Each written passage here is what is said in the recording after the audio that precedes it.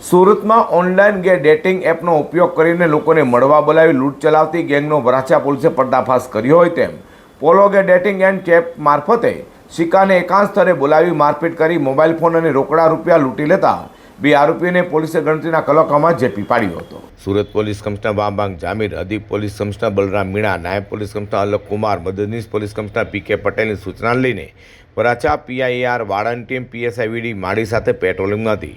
તે અનામેડે constable Kalubhai, અનામ police constable નરેશભાઈની બાતમીના આધારે ઓનલાઈન ડેટિંગ એપના નામે ચાલતા ખતરનાક રેકેટ ચલાવનાર સુશાંત ઉર્ફે આકાશ કુંવર બહાદુર વર્મા તથા સોમરાજ અર્જુન ગમિતીને ઝડપી પાડ્યા હતા।